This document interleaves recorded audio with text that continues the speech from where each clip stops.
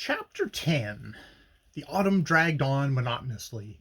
Miss Bart had received one or two notes from Judy Trenner, reproaching her for not returning to Bellamont, but she replied evasively, alleging the obligation to remain with her aunt.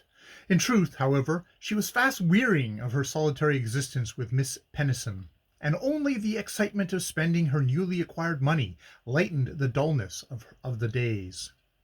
All her life Lily had seen money go out as quickly as it came in, and whatever theory she cultivated as to the prudence of setting aside a part of her gains, she had unhappily no saving vision of the risks of the opposite course.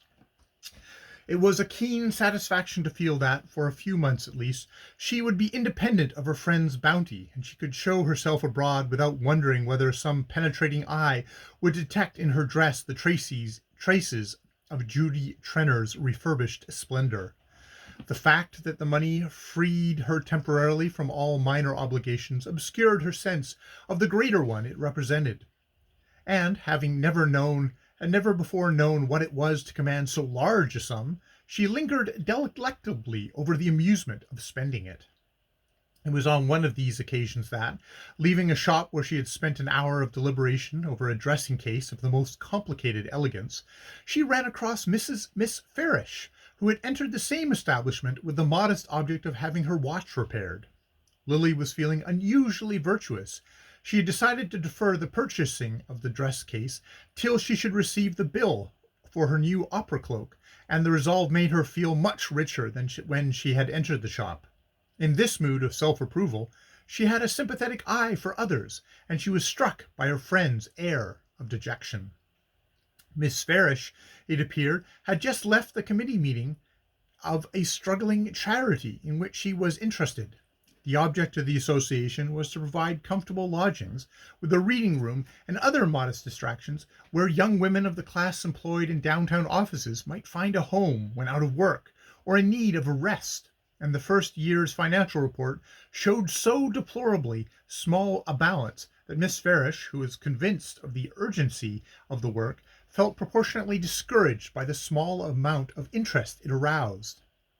The other regarding sentiments had not been cultivated in Lily, and she was often bored by the relation of her friend's philanthropic efforts. But today her quick dramatizing fancy seized on the contrast between her own situation and that represented by some of Gertie's cases.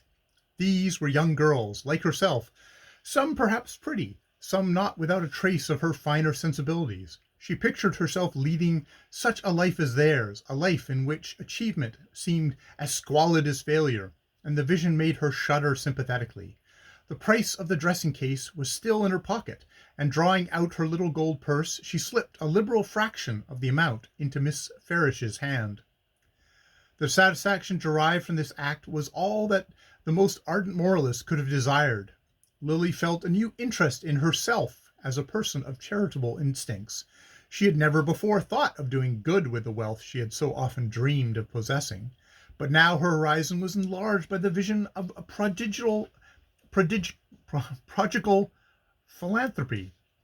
Moreover, by some obscure process of logic, she felt that her momentary burst of generosity had justified all her previous extravagances, and excused any in which she might subsequently indulge. Miss Farish's surprise and gratitude confirmed this feeling, and Lily parted from her with a sense of self-esteem, which she naturally mistook for the fruits of altruism. About this time she was farther cheered by an invitation to spend the Thanksgiving week at a camp in the Adriatics.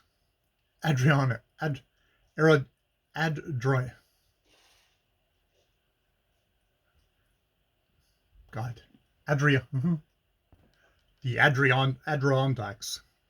The invitation was one which a year earlier would have provoked a less ready response, for the party, though organized by Mrs. Fisher, was ostensibly given by a lady of obscure origin and indomitable social ambitions, whose acquaintance Lily had hitherto avoided. Now, however, she was disposed to coincide with Mrs. Fisher's view that it didn't matter who gave the party, as long as things were well done, and doing things well, under competent direction, was Miss Wellington Bry's strong point.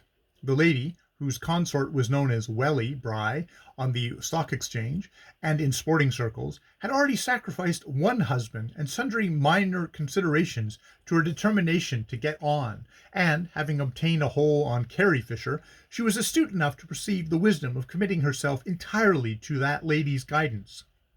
Everything, accordingly, was well done, for there was no limit to Mrs. Fisher's prodigality when she was not spending her own money, and as she remarked to her pupil, a good cook was the best introduction to society.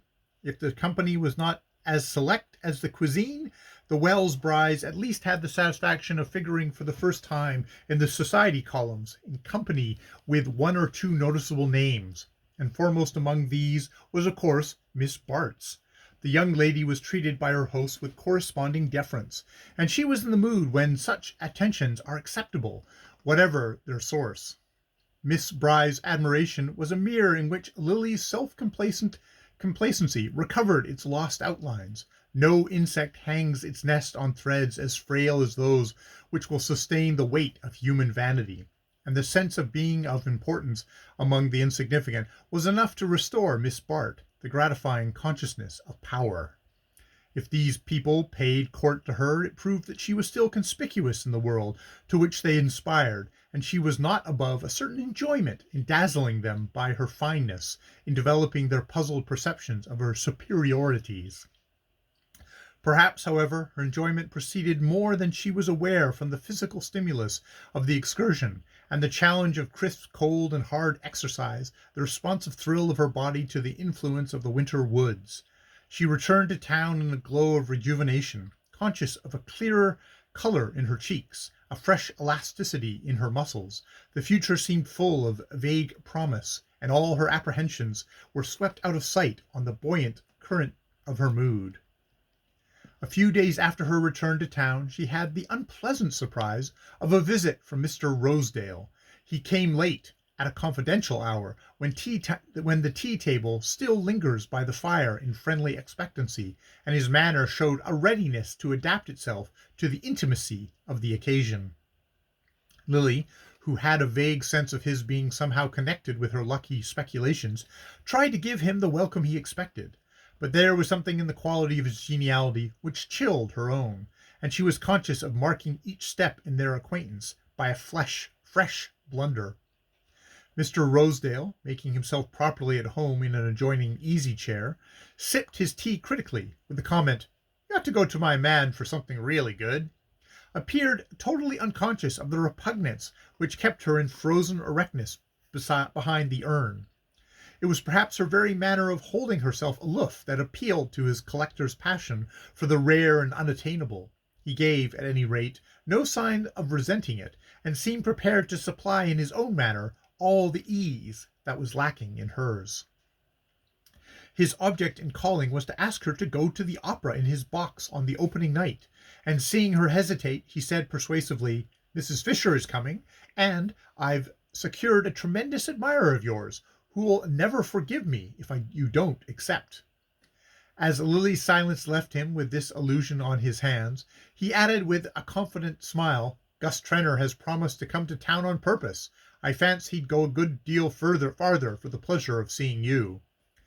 Miss Bart felt an inward motion of annoyance.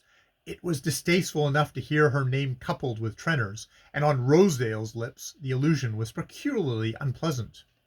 "The Trenors are my best friends. I think we should all go a long way to see each other," she said, absorbing herself in the preparation of fresh tea. His visitor's smile grew increasingly intimate. "Well, I wasn't thinking of Miss Trenor at the moment. They say Gus doesn't always, Then, dimly conscious that he had not struck the right note, he added, with a meant effort at diversion, "How's your luck been going in Wall Street, by the way? I hear Gus pulled off a nice little pile for you last month." Lily put down the tea caddy with an abrupt gesture. She felt that her hands were trembling, and clasped them on her knee to steady them, but her lip trembled too, and for a moment she was afraid the tremor might communicate itself to her voice. When she spoke, however, it was of a tone of perfect lightness.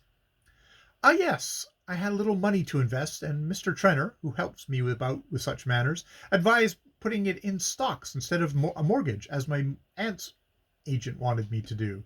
And, as it happened, I made a lucky turn. Is that what you call it? For you make a great many yourself, I believe." She was smiling back at him now, relaxing the tension of her attitude, and admitting him, by imperceptible gradations of glance and manner, a step farther towards intimacy. The protective instinct always nerved her to successful dissimulation, and it was not the first time she had used her beauty to divert attention from an inconvenient topic. When Mr. Rosedale took leave, he carried with him not only her acceptance of his invitation, but a general sense of having comported himself in a way calculated to advance his cause. He had always believed that he had a light touch and a knowing way with women, and the prompt manner in which Miss Bart, as he had phrased it, had come in line, confirmed his confidence in his powers of handling this skittish sex. Her way of glossing over the transaction with Trenor he regarded at once as a tribute to his own acuteness, and a confirmation of his suspicions. The girl was evidently nervous, and Mr. Rosedale, if he saw no other means of advancing his acquaintance with her, was not above taking advantage of her nervousness. He left Lily to a passion of disgust and fear. It seemed incredible that Gus Trenor should have spoken of her to Rosedale. With all his faults, Trenor had the safeguard of his traditions, and was the less likely to overstep them because they were so purely instinctive. But Lily recalled with a pang that there were convivial moments when, as Judy confided to her, Gus talked foolishly. In one of these, no doubt, the fatal word had slipped from him. As for Rosedale, she did not, after the first shock, greatly care what conclusions he had drawn. Though usually adroit enough where her own interests were concerned, she made the mistake, not uncommon to persons in whom the social habits are instinctive, of supposing the inability to acquire them quickly implies a general dullness. Because a blue bottle bangs irrationally against a window pane, the drawing-room naturalist may forget that under less artificial conditions it is capable of measuring distances and drawing conclusions with all the accuracy needful to its welfare, and the fact that Mr. Rosedale's drawing-room manner lacked perspective made Lily class him with Trenor and the other dull men she knew, and assume that a little flattery and the occasional acceptance of his hospitality would suffice to render him innocuous. However, there could be no doubt of the expediency of showing herself in his box on the opening night of the opera, and, after all, since Judy Trenor had promised to take him up that winter, it was well to reap the advantage of being first in the field.